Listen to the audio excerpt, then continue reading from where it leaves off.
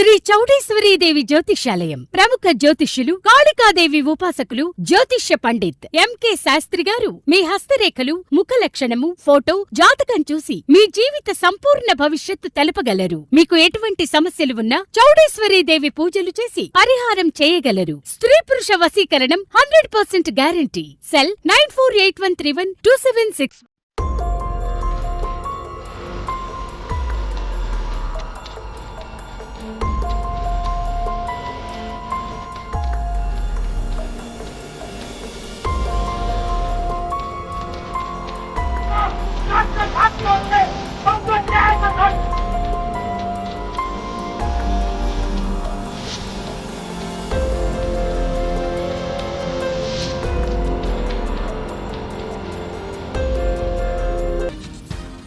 నమస్తే folks, welcome to my channel. Folks, బాధలనేవి గాలి లాంటివి. అవి లేని చోటంటూ ఏదీ లేదు. నీ ఒక్కడికే బాధలున్నట్లు తెగ బాధపడిపోకు. చాలా మంది అందులోనే ఉండి ఈత కొడుతున్నారని తెలుసుకో. అసలు నీ మాట చెప్పడానికి గల కారణం నటి మనీషా కోయిరాలా విషయమే. పొరుగు దేశం నేపాల్లో రాజకీయ సంక్షోభం తారాస్థాయికి చేరింది. అక్కడి ప్రభుత్వం Facebook, WhatsApp, X, YouTube, Instagram వంటి 20కి పైగా సోషల్ మీడియా యాప్స్లని బ్యాన్ చేయడంతో అక్కడి ప్రజల ఆగ్రహం కట్టలు తెంచుకుంది. దీనికి ప్రభుత్వం అవినీతి కూడా తోడవడంతో ప్రజలు పెద్ద ఎత్తున రోడ్లపైకి వచ్చి ఆందోళన చేపడుతున్నారు. ఇక సోషల్ మీడియా ద్వారా బిజినెస్లు చేస్తూ తమ కుటుంబాలని పోషించుకుంటున్న కొంతమంది యువతలు హింసాత్మకంగా మారి ఏకంగా పార్లమెంట్ భవనంలోకి ప్రవేశించి నిప్పు పెట్టడంతో పరిస్థితి చేజారిపోయింది. ఇక ఈ ఘర్షణలో ఇప్పటికే చాలా మంది ప్రాణాల్ని కోల్పోవడంతో అక్కడి ప్రభుత్వం పరిస్థితిని అదుపులోకి తెచ్చేందుకు నేపాల్ రాజధాని కాఠ్మాండ్తో పాటు లలిత్పూర్, పోఖ్రా, బూత్వాల్ వంటి నగరాల్లో కర్ఫ్యూ విధించినప్పటికీ నేపాల్ ప్రజలు మాత్రం నిరసనల్ని వెనక్కి తీసుకునేదే లేదన్నట్లుండడంతో నేపాల్ ప్రధాని అయిన ఏపీ శర్మ ఓలీ తన పదవికి రాజీనామా చేసి దుబాయ్కి వెళ్లి తలదాచుకున్నట్లు సమాచారం. దీంతో పరిస్థితి శాంతిస్తుందనుకుంటే మరింత ఉద్రిక్తంగా మారడంతో అసలు నేపాల్లో సోషల్ మీడియాని ఎందుకు బ్యాన్ చేశారు అనే క్వశ్చన్స్ ప్రపంచంలోని ప్రజలందరికీ రైజ్ అయ్యాయి. వివరాల్లోకి వెళితే నేపాల్లో రోజురోజుకి రాజకీయ అవినీతి ఎక్కువై వారు చేసే తప్పుల్ని నిలదీస్తూ అక్కడి వారు సోషల్ మీడియా ద్వారా తమ అభిప్రాయాల్ని వ్యక్తం చేయడంతో ప్రభుత్వానికి చాలా వరకు నెగిటివిటీ వచ్చింది. దీంతో ఆ వీడియోస్ ని తీసేయడానికి నేపాల్ ప్రభుత్వానికి అనుమతి లేకపోవడంతో అక్కడి ప్రభుత్వం ఈ విషయాన్ని సుప్రీంకోర్టు దృష్టికి తీసుకెళ్లగా విచారణ చేపట్టిన సుప్రీంకోర్టు 2024 ఆగస్టులో అన్ని సోషల్ మీడియా సంస్థలు నేపాల్లో నమోదు కావాలని, అంతేకాకుండా ప్రతి యాప్కి సంబంధించిన యాజమాన్యం స్థానిక ప్రతినిధులను నియమించాలని, గ్రీవెన్ హ్యాండ్లింగ్ ఆఫీసర్స్ తో పాటు కంప్లైనింగ్ ఆఫీసర్స్ తప్పనిసరిగా ఉండాలని తీర్పునిచ్చింది. ఇక అలా ఎప్పుడైతే సుప్రీంకోర్టు ఆ తీర్పునిచ్చిందో అక్కడి ప్రభుత్వం దాన్ని అడ్వాంటేజ్ గా తీసుకొని అనుమతి లేని యాప్లని 2025 లోపు రిజిస్టర్ అవ్వాలని చెప్పిన సోషల్ మీడియా యాప్స్ పట్టించుకోకపోవడంతో నేపాల్ ప్రభుత్వం లాస్ట్ వార్నింగ్ గా 2025 మార్చిలో సోషల్ మీడియా యాప్స్ కి 30 రోజుల గడువు ఇచ్చి త్వరగా నమోదు చేసుకోవాలని, లేదంటే బ్లాక్ చేస్తామని బెదిరించింది. కానీ నేపాల్లో ఫేస్బుక్ యాప్ ని 1,35,00,000 మంది యూజ్ చేస్తే ఇన్స్టాగ్రామ్ ని 36 లక్షల మంది, యూట్యూబ్ ని 75 లక్షల మంది యూజ్ చేస్తుండడంతో గవర్నమెంట్ వాటిని బ్యాన్ చేసేంత సాహసం చేయదని, చేస్తే వారికే నష్టం వస్తుందని యూట్యూబ్, ఫేస్బుక్, ఎక్స్ లాంటి 25 యాప్లు లైట్ తీసుకున్నాయి. ఇక అలా టిక్ టాక్ మాత్రం రిజిస్టర్ చేసుకోవడంతో దీని ద్వారా అక్కడి రాజకీయ నేతలు, పిల్లలు, డబ్బున్న వారు చేసే టిక్ టాక్ వీడియోలని కావాలనే వైరల్ చేయడం మొదలెట్టారు. దీంతో ఆక్రోశానికి గురైన జెన్జీ, అంటే 1997 నుండి 2012 మధ్య కాలంలో జన్మించిన తరంని జెన్జీ అని పిలుస్తారు. ఇక అలా YouTube, Facebook, X, Instagram apps కి సెప్టెంబర్ 4 వరకు నేపాల్ గవర్నమెంట్ టైం ఇచ్చిన వారు రిజిస్టర్ చేసుకోకపోవడంతో 25 యాప్లని అక్కడి ప్రభుత్వం బ్లాక్ చేసింది. దీంతో ఆక్రోశానికి గురైన జెన్జీస్ ఆందోళనకి దిగి రోడ్డుపైకి వచ్చి దొరికిన వెహికల్స్ ని, షాపులని నాశనం చేయడంతో పరిస్థితిని అదుపు చేయలేక అక్కడి ప్రధాని కేపీ శర్మ ఓలీ తన ప్రాణాలకి ముప్పుందని తన పదవికి రాజీనామా చేసి దుబాయ్కి వెళ్లి తలదాచుకున్నారు. అయినా కూడా పరిస్థితి అదుపులోకి రాకపోవడంతో ప్రధాని ఓలీ ఒక వీడియోని మీడియాలో రిలీజ్ చేస్తూ సోషల్ మీడియా నియంత్రణకి సంబంధించి సుప్రీంకోర్టు ఇచ్చిన ఆదేశం కారణంగానే ప్రభుత్వం నిషేధాన్ని విధించిందని, దాని ద్వారా ప్రభుత్వం ఏం చేయాలనుకుందో అది చేయలేకపోయిందని, సోషల్ మీడియాని పూర్తిగా మూసేయాలనేది నేపాల్ ప్రభుత్వం ఉద్దేశం కాదని, దీని కారణంగా దురదృష్టకర సంఘటనలు కూడా జరుగుతున్నాయని, ఇప్పుడు సోషల్ మీడియా యాప్స్ ని తిరిగి తెచ్చే ప్రక్రియ కూడా ప్రారంభమైందని, ఇకపైన ఆందోళన చేయకుండా మీ పనులు మీరు చేసుకోమని చెప్పడంతో పాటు జరిగిన సంఘటనలపై న్యాయ విచారణ జరిపి హింసకి కారణమైన వారిపై చట్టరీత్యా కఠినమైన చర్యలు తీసుకుంటామని హెచ్చరించారు.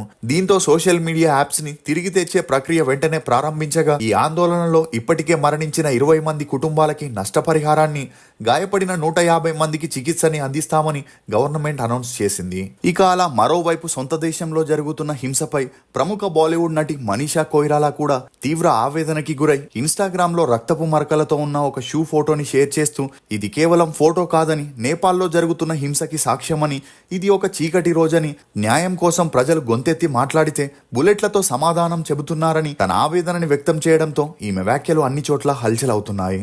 అసలు మనీషా కొయిరాలా 12 మందితో డేట్ చేసినా ఇప్పటికీ ఒంటరిగానే మిగిలిపోవడానికి గల కారణాలేంటి?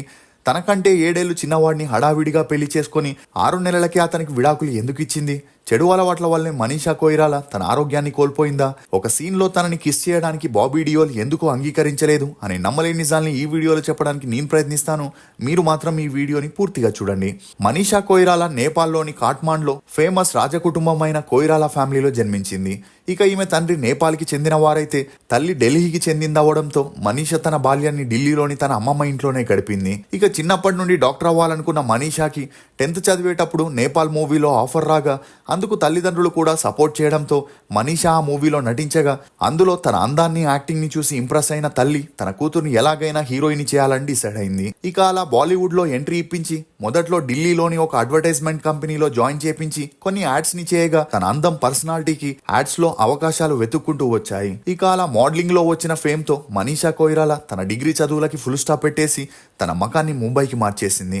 ఇక అలా రాయల్ ఫ్యామిలీకి చెందిన మనీషా కొయిరాలా ఎప్పుడైతే సినిమాల్లో నటించేందుకు ఇంట్రెస్ట్ చూపించిందో ఈ విషయం తెలిసి బాలీవుడ్ లో ఉన్న స్టార్ డైరెక్టర్లు, ప్రొడ్యూసర్లు ఈమెను క్యాస్ట్ చేసేందుకు ఎగబడ్డారు. అంతేకాకుండా ఈమె తండ్రికి బాలీవుడ్ లో మంచి కాంటాక్ట్స్ ఉండడంతో మంచి బ్యానర్ లో కూతుర్ని లాంచ్ చేయాలని డిసైడ్ అయి డైరెక్టర్ సుభాష్ ఘైని కాంటాక్ట్ అవ్వగా అతను సౌదాగర్ అనే మూవీ ద్వారా మనీషాని ఇండస్ట్రీలో లాంచ్ చేశాడు.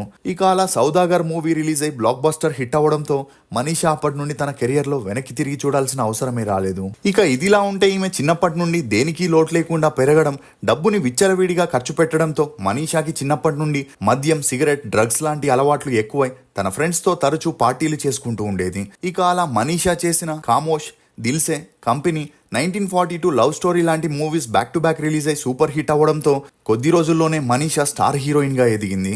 ఈ క్రమంలోనే అప్పట్లో స్టార్ హీరోగా ఉన్న బాబీ డియోల్ తో గుప్తు మూవీ చేసేటప్పుడు ఒక రొమాంటిక్ సీన్ లో బాబీ డియోల్ మనీషా బుగ్గల్ని కొరకాల్సి ఉంటుంది. కానీ ఈమె నోటి నుండి వచ్చే రకరకాల వాసనల వల్ల ఆ సీన్ ని చేయలేరని బాబీ డియోల్ ఖరాఖండిగా చెప్పేశాడు. కానీ ఆ సీన్ ని ఎలాగైనా తీయాలని ఆ మూవీ డైరెక్టర్ మనీషాతో ఎన్నిసార్లు ఇండైరెక్ట్ గా చెప్పినా తను పట్టించుకోకపోవడం, మద్యం, సిగరెట్స్ తో పాటు బ్రేక్ఫాస్ట్, లంచ్ లో ఉల్లిపాయల్ని తినేసి సెట్లోకి రావడం, తను మాట్లాడితే దుర్వాసన రావడంతో బాబీ డియోల్ ఆ సీన్ ని చేయనని డైరెక్టర్ కి చెప్పగా ఈ న్యూస్ అప్పట్లో అన్ని చోట్ల హల్చలైంది. కానీ మనీషా కొయిరాలా సక్సెస్ ముందు ఎవరూ దాన్ని అంతలా పట్టించుకోలేదు.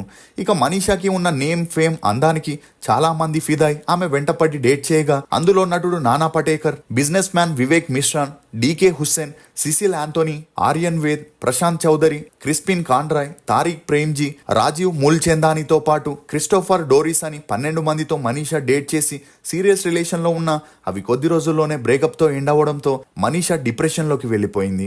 అలా ఈమె అలవాట్లని చూసిన తల్లిదండ్రులు తన కూతురికి పెళ్లి చేస్తేనైనా సెట్ అవుతుందని బిజినెస్ మ్యాన్, తనకంటే 7 ఏళ్లు చిన్నవాడైన సామ్రాట్ దహాల్ తో పెళ్లిని ఫిక్స్ చేసి 2010 జూన్ 19న గ్రాండ్ గా పెళ్లి జరిపించారు. కానీ మనీషాకి ఉన్న చెడు అలవాట్లు, ఫ్రెండ్ సర్కిల్ ని చూసి సామ్రాట్ వాటన్నింటినీ వదిలేయమని, తనకిలాంటివి నచ్చవని ఎన్నిసార్లు చెప్పినా అన్ని విధాలుగా సక్సెస్ఫుల్ గా ఉన్న మనీషా అతని అడ్వైస్ నచ్చక పెళ్లైన 6 నెలలకే విడాకులు ఇచ్చేసి తన కెరియర్ ని కంటిన్యూ చేసింది. కానీ అదే టైంలో తన ఆరోగ్యం క్షీణించడంతో హాస్పిటల్లో చేర్పించగా మనీషాకి అండాశయం క్యాన్సర్ 4వ స్టేజ్లో ఉందని, బ్రతకడం చాలా కష్టమని చెప్పడంతో మనీషాకి, ఆమె తల్లిదండ్రులకి ఆకాశం తలపై వచ్చి పడినట్లయింది. అలా వారి దగ్గరున్న డబ్బు, పలుకుబడితో న్యూయార్క్లోని క్యాన్సర్ సెంటర్లో ట్రీట్మెంట్ తీసుకోగా 3 ఏళ్ల సుదీర్ఘ ట్రీట్మెంట్ తర్వాత మనీషా ఆ క్యాన్సర్ని జయించింది. కానీ ఈ ట్రీట్మెంట్ వల్ల ఈమెకి పిల్లలు పుట్టరని డాక్టర్లు చెప్పడంతో ఇప్పుడు మనీషా కొయిరాలా తన తమ్ముడు పిల్లల్ని పెంచుతున్నట్లు సమాచారం. అలా ఒకప్పుడు విచ్చలవిడిగా చెడు అలవాట్లతో లైఫ్ని లీడ్ చేసిన మనీషా ఇప్పుడు ఆధ్యాత్మికం వైపు మక్కువ చూపిస్తూ ఒకవైపు సన్యాసిగా జీవితాన్ని గడుపుతూ మరోవైపు సినిమాల్లో సపోర్టింగ్ రోల్స్ చేస్తూ బిజియెస్ట్ ఆర్టిస్ట్గా మారింది. అంతేకాకుండా జనాలకి సేవ చేస్తూ మిగిలిన జీవితాన్ని గడపాలని త్వరలోనే రాజకీయాల్లోకి ఎంట్రీ ఇవ్వబోతున్న క్రమంలో నేపాల్లో జరిగే ప్రతి ఒక్క విషయంపై స్పందిస్తూ తప్పు చేసిన వారిని నిర్మోహమాటంగా నిలదీస్తుంది. ఇక ఆ మధ్యలో మనీషా రెండో పెళ్లి చేసుకోబోతుందనే వార్తలు వచ్చిన 55 ఏళ్ల మనీషా తనకి పెళ్లిపై ఆసక్తి లేదని, తన లైఫ్ ని హ్యాపీగా లీడ్ చేస్తున్నానని, ఒంటరిగానే హ్యాపీగా ఉన్నానని చెప్పడంతో ఈ వార్తలు హల్చలయ్యాయి. ఇదిలా ఉంటే మనీషా సినిమాల్లో నటిస్తూ 250 కోట్లు సంపాదిస్తే ఈమెకి వంశపార్యపరంగా వచ్చిన ఆస్తి 10,000 కోట్లకి పైగా ఉంటుందనే చెప్పొచ్చు. మనీషా కొయిరాలా ఇప్పటి వరకు హీరోయిన్ గా, సపోర్టింగ్ ఆర్టిస్ట్ గా 80కి పైగా సినిమాల్లో యాక్ట్ చేయగా ఈమె నటనకు గాను 5 ఫిలింఫేర్ అవార్డ్స్ ని, 2 స్క్రీన్ అవార్డ్స్ ని కూడా అందుకుంది. మీకు మనీషా కొయిరాలా నటించిన సినిమాల్లో ఫేవరెట్ ఏదనేది తప్పకుండా తెలియజేయండి. ఫోక్స్, నీ వెనుకుండి తప్పుగా మాట్లాడే వారి గురించి బాధపడాల్సిన అవసరం లేదు, ఎందుకంటే వారెప్పుడూ ఉండేది వెనకే కాబట్టి. ఇది ఫోక్స్ నేపాల్ ఇష్యూపై కొన్ని నమ్మలేని నిజాలు. ఈ వీడియో మీద మీ అభిప్రాయాన్ని కమెంట్ సెక్షన్ లో తప్పకుండా తెలియజేయండి. మేము చేసిన ఈ వీడియో మీకు నచ్చినట్లయితే ఒక లైక్ ద్వారా మీ సపోర్ట్ ని మాకు తెలియజేయండి. For more interesting videos please subscribe to CR voice. Thank you.